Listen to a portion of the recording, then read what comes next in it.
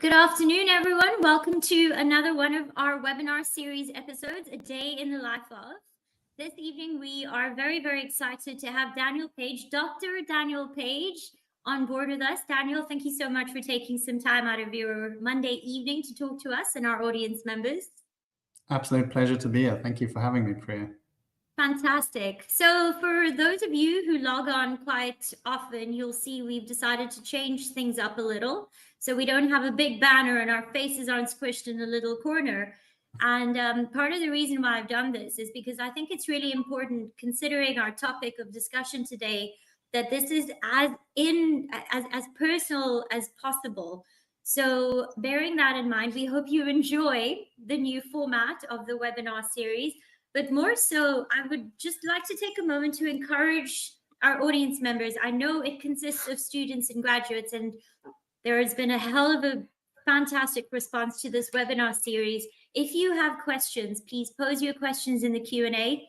There is no such thing as a silly question. Daniel is here to answer all of your concerns and, all of your queries, everything that you have to ask him about mental and emotional wellness and health. So cool, we're going to get started. Daniel, let's start at the beginning. It's always a nice, easy spot to start. Tell me, what did you study and where did you study what you did?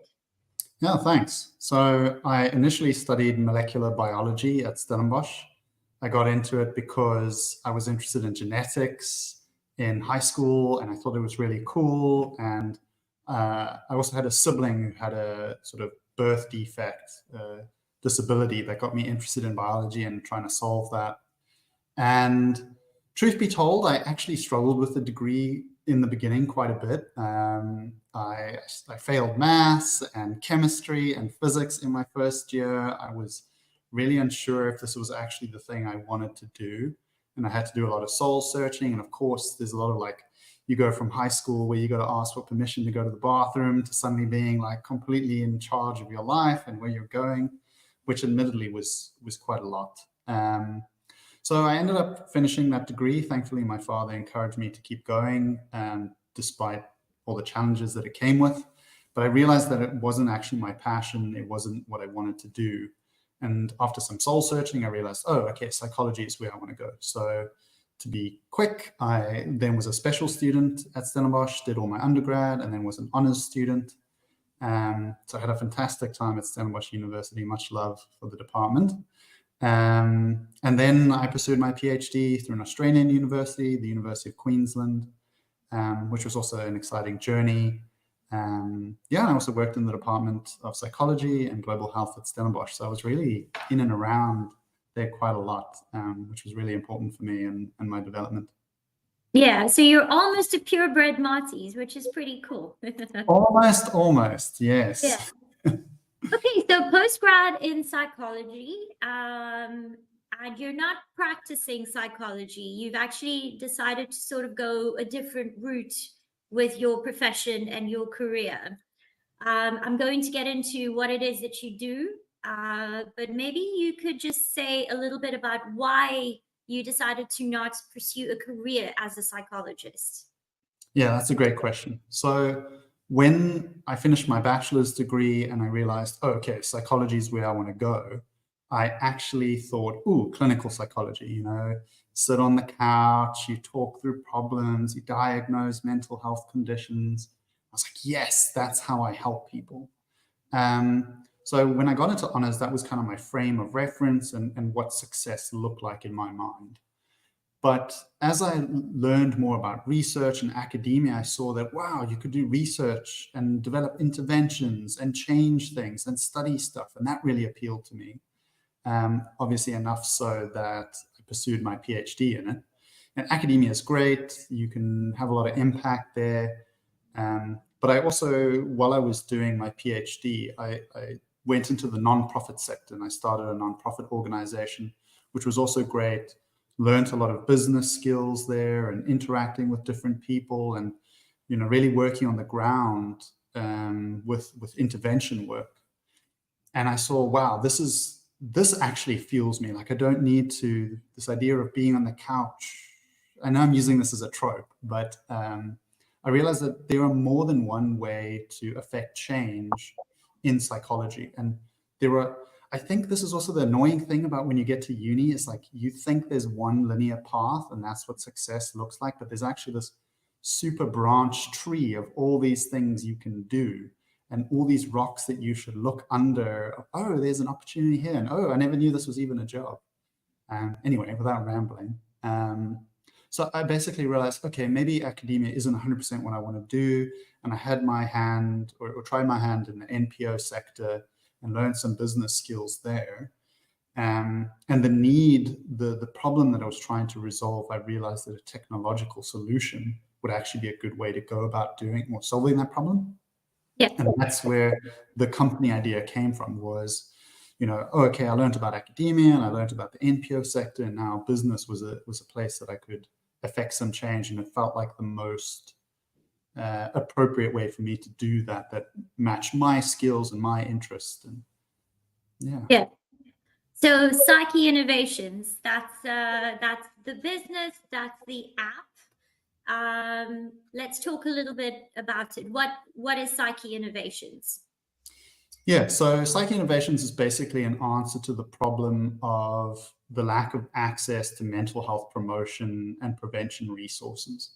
So when most people think of psychology, they think of a psychologist and, as I said, talking to somebody about your problems, which is treatment. So if we look at the mental health continuum, you have promotion and prevention on the one extreme, and you have treatment on the other. And the same is true for physical health. And so you can either go to the gym and get nice and fit, or whatever that looks like for you, or you can be on a surgeon's table and they're trying to fix your heart, right? And in South Africa and in Africa in general, there's not a lot of energy and effort that goes into promotion prevention. Everything's at the treatment end. And that's also because there's a lot of money there, I guess, because of the lack of treatment. So we have, 10% of people can access treatment in South Africa, and as we go up throughout Africa, it becomes even tougher. And we simply aren't training enough clinical and counseling and educational and all the other types of psychologists that there are out there. I encourage people who are passionate about psychology to go look them all up. So they're solving, that problem, but they're stretched thin. So I realized that promotion and prevention was where we could make a huge change. And through my experiences in academia, developing interventions, and the nonprofit sector, I saw that psychological skills, competencies that we all have, are things that we could teach people more directly, deliberately, that people could use in their everyday life. And we all have these skills. So as a starting point, we help people identify how they're doing. So we have a mental health assessment that's non-diagnostic. So it's not telling you if you're mentally ill. It looks at the things like your physical well-being and your social well-being, and your sense of self-worth, and your ability to manage your mood and manage stress. And so we have these 8 domains that make up your wellness and your well-being. Yeah. And then we teach skills related to those things. So that was a very long explanation, but it's basically focusing on seeing how you're doing and then learning skills that we know improve your mental health and well-being. Whether you're doing really well and you're looking to just operate at an even higher level, or you feel like you're struggling and you need some help to build up your competencies. Yeah. Well, I love that answer. And we've got to understand it from a foundational level. That's what a lot of people don't understand. Where is this coming from and why is it there? And then we understand the tool and how we can use the tool more effectively. In the context of this webinar series, like I let you know, what I wanted us to really, really get into was mental and emotional health for students and graduates. So, I'm going to ramble on a little bit about this because I'm actually quite passionate about this. I'm significantly older. I believe I'm called, like an elder millennial. There's a terrible term for where I fall, a geriatric millennial. I hate it so much, but anyway, right? And so I grew up in this sort of culture of suck it up, walk it off. You've got to do what you need to do. And that's not the world that we live in anymore. And, COVID's had some play and some sort of influence in how everyone thinks about this. But now we are living in a society and in a culture where mental and emotional health and wellness is very important. And Gradlinc is all about graduate recruitment, work readiness, and employability. And as the expert, I would love it if we could talk a little bit about the importance of mental and emotional wellness for students and graduates. Like, why should we care about a kid essentially at university? You know, like, why are we having this conversation about the students and graduates in South Africa? Yeah, sure. That's a brilliant question. Mental health is so integral to one's happiness and success in life, whatever you measure as your metric of success. And the data is very clear. By looking after one's mental health, you are far more likely to finish university on time, to graduate with good marks, to stay employed. In the occupational sort of world, we see that mental health is actually overtaking physical health as a reason why people, drop out of work or, don't perform. So from an employer perspective and from an employee perspective, looking after one's mental health is so important for just overall well-being and also performance and output. So if you looked at it as, somebody was like, oh, I'm going to improve my mental health just so I perform better, like that's still a good reason to do it. But the thing I always say to people is like, don't you want to be happier and healthier? And most people say, well, obviously.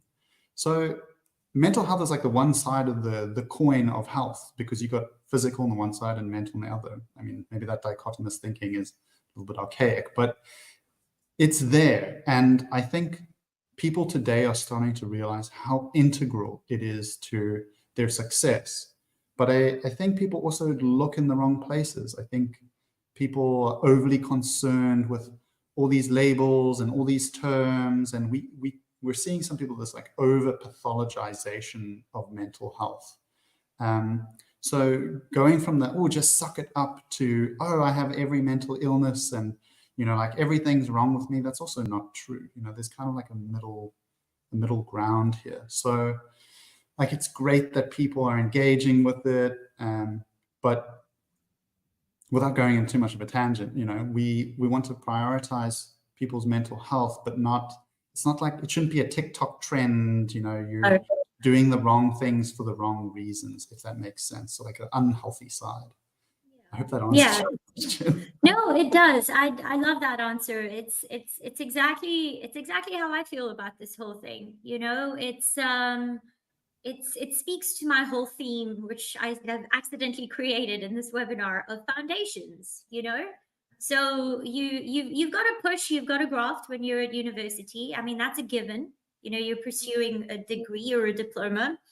But if you're not okay up here and in here, you're never going to get to where you need to. And this is why you need tools, and you need to be able to speak to people or use apps like Psyche Innovations in order to actually be the best version of yourself, To go off on a slightly different tangent, a little bit over here, the whole theme of this webinar is actually supposed to be a day in the life of. So let's do that for a little bit. Founder of Psyche Innovations, and so what's a day like for you, Daniel? Oh, a day like in my life. I mean, there's many different parts to it. I mean, I did another presentation at Stellenbosch University to the psychology department today, which was fun. As a CEO of a tech startup, my role and how I chunk my time has to vary between different responsibilities. So there's managing my team. So there's like sort of like team development and that admin. Then there's sales, because we're a product. So then you have to set targets, you have to set strategies for who you're going to try sell to and how you're going to sell to them. There's marketing. For us, that's social media marketing, and trying to connect with customers and users. There's also product development, which is quite exciting. So I also have to oversee that, and the user experience and user design. So that's another big part. And then, of course, there's funding and, networking and trying to get investors and whatever. That's another big part. But as with studying and with running a business, there's periods where you're focusing a lot on one thing and then it's not important at all, and then you're really focusing on one thing. Sort of like subjects or modules. It varies quite a bit, and that I find quite exciting. Every day is different. There's new problems and new challenges, and that's been really fun. Very stressful at times, but I actually want to say something about circling back to your previous thing about the end of life. It's normal to feel stressed sometimes. It's normal to feel anxious and overwhelmed, whether you're a student or you're applying for a job or you're starting a new job.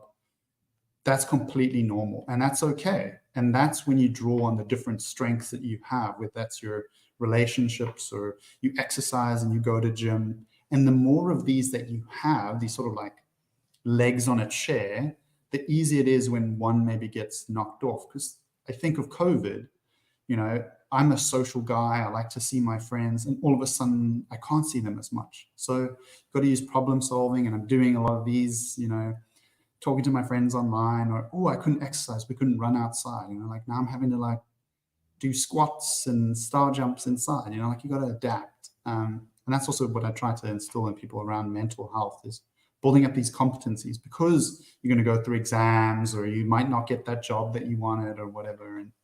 And yeah, sorry for circling back there. No. I love that you did, but I feel like I might be putting you on the spot a little bit. If I am, then just, you know, answer any other question. But so, you know, and you've said also for yourself as an individual, you know, that sort of adaptation that you've had to do. Is there are there any, I don't know, like not expressions, like things that you say to yourself, or perhaps if you could advise our audience members, like just a way to sort of, you know, get them to pick themselves up a little during those difficult times. Like basically what I'm asking is, how do you motivate yourself? Or Sure. How do I motivate myself? I'm a very mission-driven person, which definitely isn't applicable to everybody. Like I said, I lost my brother to suicide. So even on days when I'm feeling really low and really tired, I have that in the back of my mind. It's like, hey, like just one step forward, one little bit of progress, you might help somebody, even just a little bit. Like one person might take one little nugget out of this and it helps their life. And to me, that's a win. So, but I understand that motivation isn't there for everyone. But so finding what motivates you and is your passion, or whatever you want to call that, you know, whether it's a spiritual thing, whatever, I think that can help. And then discipline, you know, do I want to wake up in the cold at 5:30 in the morning every morning? Like, no, I don't always want to do it. But, you know, sometimes you got to do the things you don't want to do to have the life you want to have. And I appreciate that I have numerous privileges that make my life easier in some ways. And sometimes that advice can feel disingenuous to people. So take it with a pinch of salt. But I really think life is about like you aim for the stars, and then you set like this bar step of how you're going to get there, and it's appropriate to your level. You know, if you're a star athlete, going for a 10K run might be like, oh, that was just okay. Or somebody who's just getting into exercise, you know, going for a 1K walk, that's like, whoa, that's great success. So also be gentle with yourself. Like, what does success look like to you? What does progress look like to you? And get rid of all the other noise. I think social media can also be really harmful for us. And I fall victim to it all the time, like LinkedIn or whatever. This person got that award and whatever, and that, it gets to you sometimes. So I think also putting boundaries up of, you know, for healthy things and unhealthy things, to manage how much they influence you, that can also be really helpful. What else do I do to motivate myself? I think just working with cool people, you know, surrounding yourself with nice, positive people. You really are heavily influenced by your environment. We can't always choose that, especially as young people. But you got a study buddy, you got a friend that you want to go run with, and I'm using running a lot. But like, find those people, or you got a mentor or somebody you want to find a mentor. Like, go look for somebody. Like, you know, what's the worst they can say? No. Yeah. Exactly. That's such great advice. And I love it because it's little steps that, people can take. I mean, even us, where you just go one step forward, be kind to yourself, find a buddy, in whatever manner. Clearly, you're a runner, Daniel. I think we've definitely gathered that. But I do understand what you're saying. We have a question from the audience, and I was anticipating this one. So there is a young lady who would like to know, how do you get back up after you don't get the job? So what I'm assuming she's trying to ask is, it happens, right? It's a very rare occasion where you apply for a job and you immediately get it. There's a lot of rejection involved in that process.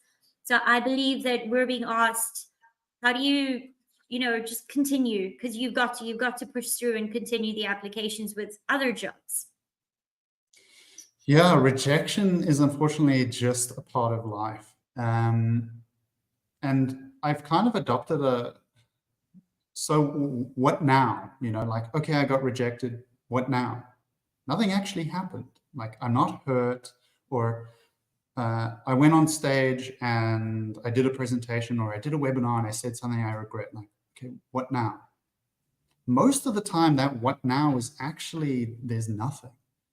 And I mean, people have different mental tricks or things they tell themselves, or positive self-talk or whatever. But honestly, it took a long time to develop a thicker skin. But I think it'll always suck. Like, if you care about something and you want something, whether it's asking somebody on a date or applying for a job and you don't get it, yeah, there's going to be a bit of like, ugh.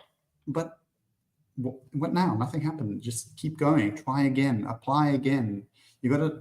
Unfortunately, it's a lot of the times a numbers game in life, and you never know when the next opportunity or next break is going to come along.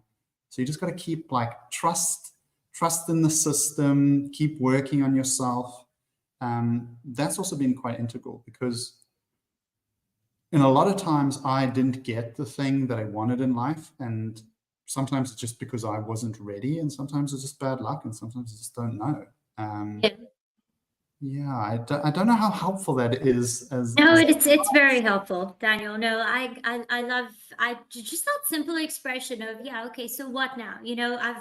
People have to take the next step. Unfortunately, it is what it is. Unemployment in South Africa, well, we're speaking from a South African context, is very high. You and I have probably been rejected from jobs. I have too, and I was very arrogant going into that application. I was convinced I was going to get it, and it floored me for like 2 days. I was like, what do you mean I didn't get it? And I've studied all of these wonderful things, and to have that thought in my head back then of what now, is it the end of the world, would have been a lot more helpful compared to what I did, which is essentially sulk for 2 days. And it's difficult for students. You go into that, everyone's secretly optimistic. They assume the best, even though they might be telling other people that they assume that they're not going to get it. You always you want to think that you will, and you convince yourself of that. Yeah. I think it's good to be optimistic, to be honest. Why not? Why not put your hat in the ring, or whatever you call it, for like getting the job? Like, apply, put yourself out there, find that mentor, find that opportunity. And if it comes back with no, or you're not ready yet, or whatever it is, then you just keep plodding along, like. No, that's true. And I like that, because then that creates confidence, and the more you portray that, the better it is for you, because now you're talking about mentors, and you don't know if your job is actually going to come from your network. And it could be the network of your mentor, who would be able to say, well, this person is optimistic and confident, and you should consider them, in that situation. I want to go back to the app a little bit. Gradlinc is very excited that we're working with Psyche Innovations, and I'm just going to pull in a little bit of marketing there and let our audience members know that the app is available on the student profile now. So just go look for it and go through the motions. We've spoken a lot about tools that students and graduates can, should sort of equip themselves with in order to continue with life and succeed and be efficient. in 3 minutes or less, because we are almost running out of time. How does it break down on the app from a sort of a task perspective that the students use? Yeah, so I encourage everyone to try it out. If you get some value from it, great. If you don't, that's all right. So there's this assessment. It helps you see how you're doing in the different domains, and then it guides you to specific skills. Those skills could be around sleep or romantic relationships, or different skills. And then it's what the skill is, how it helps, and then it breaks it down into sort of bite-sized chunks. Then we also have a goal setting feature. So users can set goals and create that sort of like step ladder or SMART goals, as we also teach, to make it sort of like incremental, and you build towards things. And what I like about the app, and I hope users do too, is that it's about working on the things that you want. It's really difficult to care and work at something when somebody's like, you must do this, and you set the bar appropriately, and you take those small steps towards a happier, healthier you, because you deserve it. And sometimes you're going to fall back. Everyone's human. Am I perfect all the time? Hell no. So you make that mistake, and you're like, okay, well, let's be intentional about this thing. Let's try practice this self-talk or this self-confidence thing. And you slowly build it over time. I was walking on campus and I saw these students, and I was just like, oh, that was me. That was me not too long ago. Yeah. And you don't know how far you can go and who you can become by just putting one step in front of the other. And the app kind of takes that approach as well. I like that. The theme actually is baby steps. That's all you've got to do, including this app. If you want to use it, you know where to find it. And just take the little steps. What I do love about the app is what you just said now. It's your choice. A lot of these programs go, you've got to do this before you do that. And then immediately thereafter, you must do the other thing. And I mean, that's quite infuriating. And unfortunately, we're out of time. So I need to take this opportunity to thank you so much, Daniel. It's been so much fun talking to you. I didn't even realize half an hour has been up. So, on behalf of Gradlinc and everyone in the audience, we hope you have a lovely evening. And yes, thank you. Thanks very much for having me. Thanks, everyone, for attending. Please reach out if you'd like to learn more. Really appreciate your time, Priya, and the audience as well. Thank you. Fantastic. So if anyone is actually wanting to reach out to Daniel, I see there's a few reactions on screen. Reach out to the Gradlinc team. We'll put Daniel's details available to you, and you can have a conversation with him about any queries that you may not necessarily want to ask on this webinar series right now. All right, everyone, have a good evening and keep warm, and we'll see each other on Monday next week. Cheers. Thank you.